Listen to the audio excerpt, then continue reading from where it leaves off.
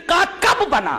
یہ میری طرف سے سوال، وہ لوگ بھی کرتے ہیں۔ جواب یہ ہے، سوال اہل حدیث فرقہ کب بنا؟ جواب، فرقہ تب بنتا ہے جب اپنی اصل سے جدا ہو۔ اہل الحدیث تو اپنی اصل سے کبھی جدا ہی نہیں ہوئے، جب سے حدیث ہے تب سے وہ۔ فرقہ جب بنتا ہے جب کوئی اپنی اصل سے جدا ہو جائے۔ یہیں پر وہ نقطہ حل ہوا کہ حضرت عثمان غنی نے یہ دوسری اذان کیوں جاری کی؟ بدعت ہے تو ہر بدعت گمراہی ہے، تو گویا کہ حضرت عثمان غنی بدعت کے مرتکب ہوئے؟ بدعت نہیں ہے، اذان کا مقصد تھا لوگوں کو نماز کے لیے بلانا۔ آبادی زیادہ ہو گئی، کثرت الناس، یہ علت ہے، کثرت تعداد علت ہے، علت پائی گئی تو اذان کو مقام زورا میں دلایا۔ بدعت کیوں نہیں ہوئی؟ اس لیے کہ یہ فرع اپنی اصل سے جدا ہی نہیں ہے۔ نہیں سمجھ میں آیا؟ یہ نقطہ سمجھ میں آ جائے تو بہت سارے مسائل آٹومیٹکلی سمجھ میں آ جاتے ہیں۔ فرقہ جب بنتا ہے جب اپنی اصل سے جدا ہو۔ اچھا، ایک سوال اور قائم کرتا ہوں کہ جب اللہ نے تمہارا نام مسلم رکھ دیا تو تم اہل الحدیث اپنا نام کیوں رکھتے ہو؟ جواب اس کا یہ ہے کہ یہ اہل الحدیث جو نام ہے یہ وصفی ہے، مسلم ذاتی ہے، اور وصفی نام رکھنا جائز، یہ تو حدیث سے ثابت کر رہا ہوں اور عقلی طور پر بھی ثابت کروں گا۔ پہلے یہ ثابت کروں گا کہ وصفی نام رکھنا جائز ہے۔ دلیل یہ حدیث پاک، وانی الزہری سمع محمد بن جبیر بن مطعم رضی اللہ تعالیٰ عنہ عن ابیہ قال ان النبی صلی اللہ علیہ وسلم قال انا محمد وانا احمد وانا الماحی الذی یمحى بی الکفر وانا الحاشر الذی یحشر الناس على عقبی وانا العاقب والعاقب الذی لیس بعدہ نبی، رواہ مسلم فی کتاب الفضائل۔ حضرت امام مسلم رحمہ اللہ اس حدیث پاک کو اسے کتاب الفضائل کے اندر لائیں۔ نبی کریم صلی اللہ علیہ وسلم نے ارشاد فرمایا، میرا ذاتی نام ایک محمد ایک احمد ہے، اور میرے کئی وصفی نام ہیں، ایک حاشر ہے، ایک عاقب ہے، ایک ماہی ہے، ایک رحیم ہے، وغیرہ وغیرہ۔ اور ایک نقطہ یاد رکھو کہ کسی ذات کے متعدد صفات اس کی عظمت پر دلیل ہوتے ہیں، نہیں۔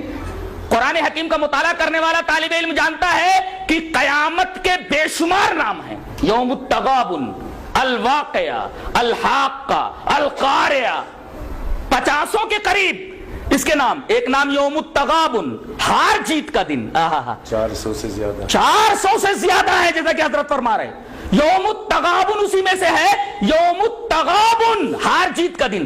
ہار جیت کا دن، اس دن جنتی جیت جائیں گے، کافر ہار جائیں گے، اس وجہ سے اس دن کا نام یوم التغابن پڑا، ہار جیت کا دن۔ اور کیسی ہار؟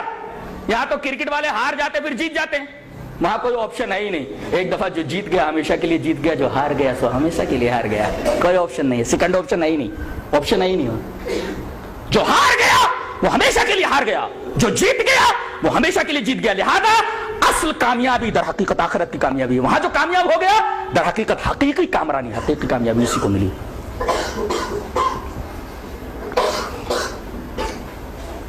تو کسی چیز کے متعدد نام، متعدد اسما، اس کے متعدد صفات اس چیز کی، اس ذات کی عظمت کی دلیل ہوتے ہیں۔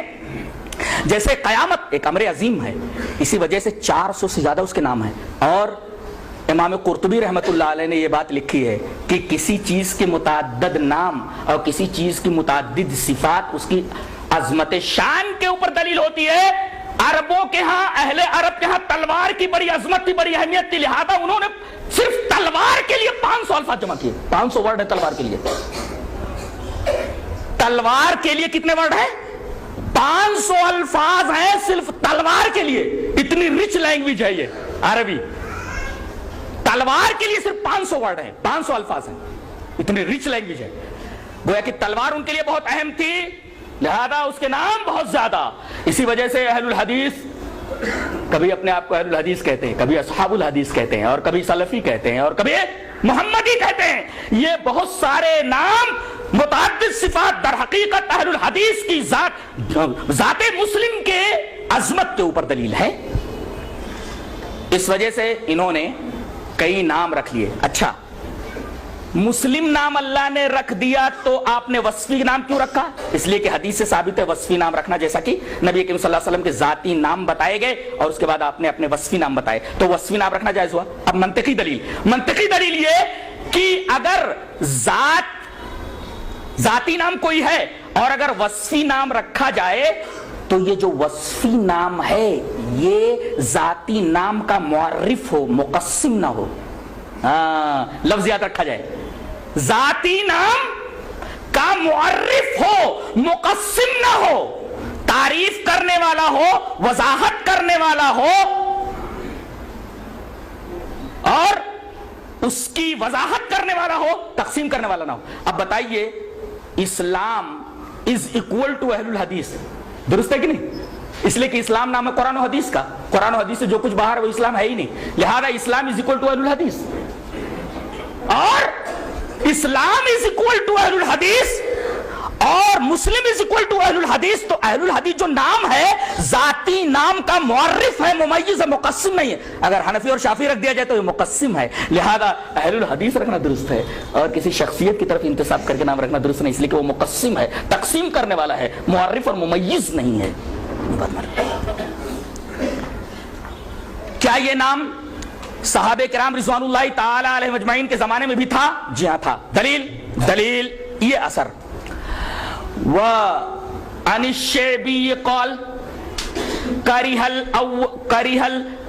الصالحون الاولون الاکثار من الحدیث ولو استقبلت من امری ما استدبرت ما حدثت الا بما اجمع علیہ اہل الحدیث. تذکرۃ الحفاظ قال الحاکم فی ترجمۃ الشیبی، امام عامر شیبی کے ترجمے میں یہ نقل ہے اور تذکرۃ الحفاظ میں قول موجود ہے. حضرت شیبی فرما رہے کہ پہلے کے نیک لوگ زیادہ حدیث بیان کرنے سے ذرا بچتے تھے اور وہ بات جو مجھے بعد میں معلوم ہوئی اگر پہلے معلوم ہو گئی ہوتی تو میں وہی حدیث بیان کرتا جس پر تمام اہل الحدیث کا اجماع تھا. اور یہ شیبی کون ہے؟ اوپر کسی کا اجماع، اتنے لوگوں کی تعداد حیرت انگیز ہے. جی چاہتا ہے کہ اس پر بھی ایک حدیث آپ کے سامنے میں پیش کر دوں. حدیث اس طرح وعن عبداللہ رضی اللہ تعالی عنہ عن النبی صلی اللہ علیہ وسلم قال خیر الناس قرنی ثم الذین یلونہم ثم الذین یلونہم ثم یجیء اقوام تسبق شہادت احدہم یمینہ ویمینہ شہادتہ قال ابراہیم وکانوا یضربوننا علی الشہادت والعہد. رواہ البخاری فی کتاب الشہادات. حضرت امام بخاری رحمہ اللہ اس حدیث پاک کو ایسے کتاب الشہادات کے اندر لائے. راوی حضرت عبداللہ بن مسعود ہیں. حضرت عبداللہ بن مسعود فرماتے ہیں کہ جناب محمد رسول اللہ صلی اللہ علیہ وسلم نے ارشاد فرمایا سب سے بہترین زمانہ میرا زمانہ جب تک آپ حیات ہیں. اب آپ کے زمانے کے بعد کون سا زمانہ بچتا ہے؟ صحابہ کرام کا. اور صحابہ کرام کا زمانہ، اس کے بعد تابعین کا زمانہ. یہ تین زمانے ہیں. خیر الناس قرنی یہ میرا زمانہ، ثم الذین یلونہم پھر اس زمانے سے جو لوگ منسلک صحابہ، ثم الذین یلونہم پھر میرے صحابہ سے جو منسلک ہیں. اس کا مطلب دور نبوی، دور صحابہ، دور تابعین اور دور صحابہ کے اندر یہ لفظ موجود تھا. اس کا مطلب صحابہ کرام رضوان اللہ تعالی علیہ مجمعین لفظ اہل الحدیث سے اچھی طرح واقف تھے. اب آخری بات رہ گئی، کیا یہ نام رکھنا ضروری ہے؟ جی ہاں ضروری ہے. کیوں؟ دلیل اس کی یہ ہے کہ نبی کریم صلی اللہ علیہ وسلم کے زمانے میں کیا یہ ہوتا تھا کہ یہ حدیث صحیح ہے یا حدیث ضعیف ہے؟ رسول اللہ صلی اللہ علیہ وسلم کوئی بات کہہ رہے، کوئی حدیث بیان کر رہے تو اس کا مطلب یہ تھا کہ جو کچھ آپ بیان کر رہے ہیں وہ سب صحیح ہے. آپ یہ تھوڑی کہتے تھے کہ یہ بیان کر رہا ہوں یہ حدیث صحیح ہے حدیث ضعیف ہے.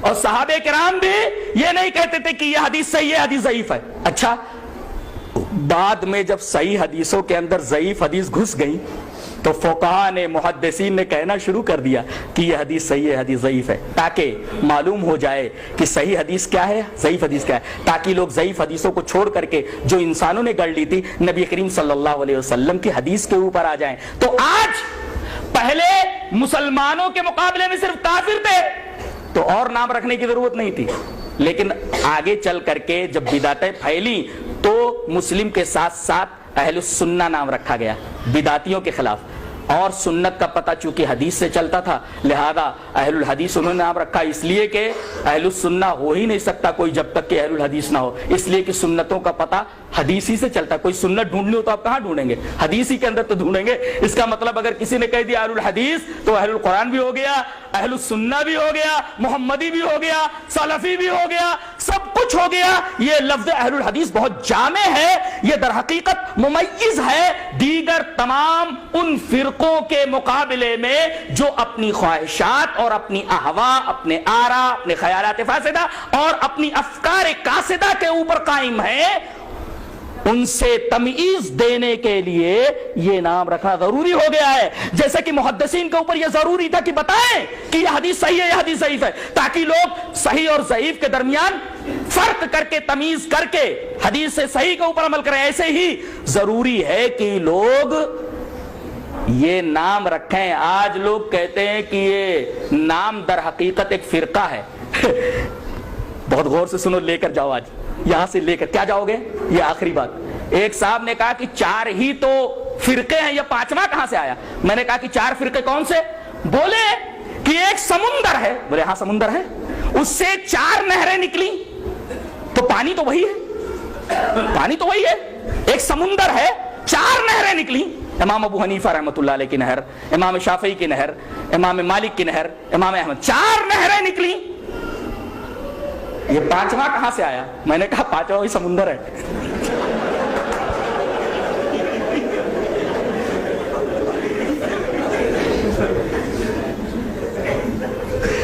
پانچواں کہاں سے آیا؟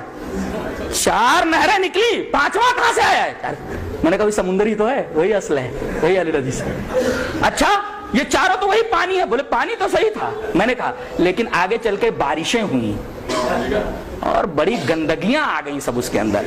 اب اگر صحیح پانی اور صاف و شفاف پانی پینا تو سمندر کی طرف رجوع کرنا ضروری ہے۔ اب وہ آیت کریمہ پڑھ لو، تقریر کا اختتام۔ یا ایھا الذین آمنوا اطیعوا اللہ واطیعوا الرسول واولی الامر منکم فإن تنازعتم فی شیء فردوہ الی اللہ۔ اگر پانی گدلا ہو جائے تو گدلے پانی کو چھوڑ دیا جاتا ہے، ڈائریکٹ کنویں کی طرف، اصل کی طرف رجوع کیا جاتا ہے۔ وہی مطلب ہے فَإِن تَنَازَعْتُمْ فِي شَيْءٍ فَرُدُّوهُ إِلَى اللَّهِ وَالرَّسُولِ۔ اللہ تبارک و تعالی ہمیں نیک عمل اور اچھی سمجھ کی توفیق عطا فرمائے۔ وآخر دعوانا الحمد للہ رب العالمین۔